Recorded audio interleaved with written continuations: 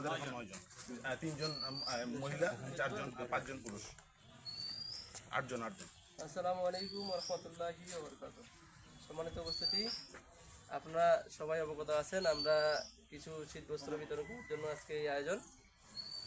আমাদের দিনাজপুরে ঢাকায় কেরানীগঞ্জে আমাদের একটা শাখা রয়েছে আপনঘর ফাউন্ডেশন। আমাদের দিনাজপুর জেলায় একটা শাখা হয়েছে, এটা দ্বিতীয় শাখা হিসাবে আমরা এখানে নিয়োজিত আছি ইনশাল্লাহ।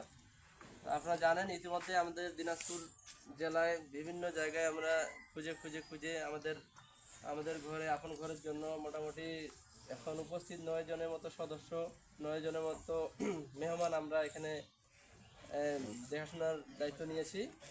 আমরা নিয়ত করছি সামনে আরও কিছু মেহমান বাড়াবো ইনশাল্লাহ। আপনারা যদি এখানে আশেপাশে দেখতে পান সেই দুস্থ গরিব অসহায় যদি পড়ে থাকে আপনারা খোঁজ দেবেন, আমরা ইনশাল্লাহ আরও মেহমান এখানে কালেক্ট করবো।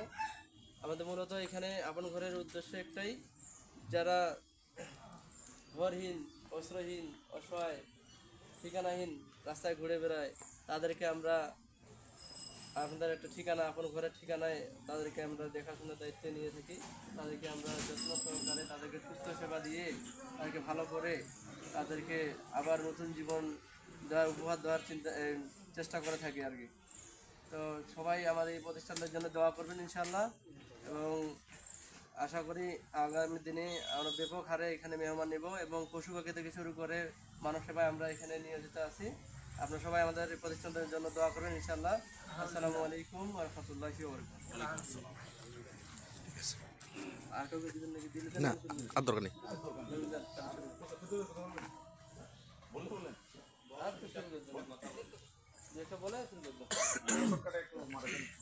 বলে দাও যে আমাদের আপন ঘরের আসসালামু আলাইকুম। উপস্থিত সুধী সবাই এখানে যারা উপস্থিত আছেন তাদের উদ্দেশ্যে আমি কিছু কথা বলবো। আমাদের আপন ঘর ফাউন্ডেশন দিনাজপুর শাখায় আমি একজন সদস্য। তো এখন বর্তমানে প্রায় 9 জন মেহমান আছে এখানে, 3 জন মহিলা এবং 5 জন পুরুষ আছেন। তো আমরা চেষ্টা করি ওনাদের সেবা যত্ন করে, ওনাদেরকে আমরা রাস্তায় কুড়িয়ে পেয়েছি, রাস্তায় ওনারা পড়েছিলেন মানসিক ভারসাম্যহীন।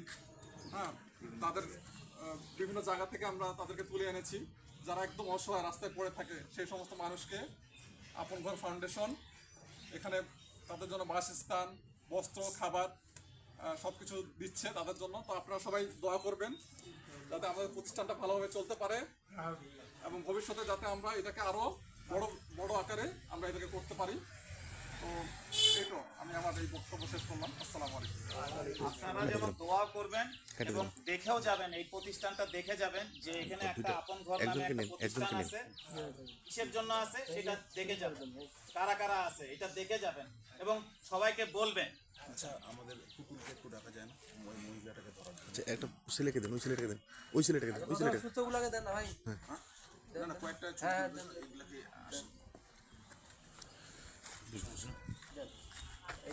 আসেন। রিঙ্কু ভাই ধরেন, রিঙ্কু ভাই ধরেন। এই ছবিগুলো একটু ভালো করে নিন। আমরা এদিকে থাকি নাকি?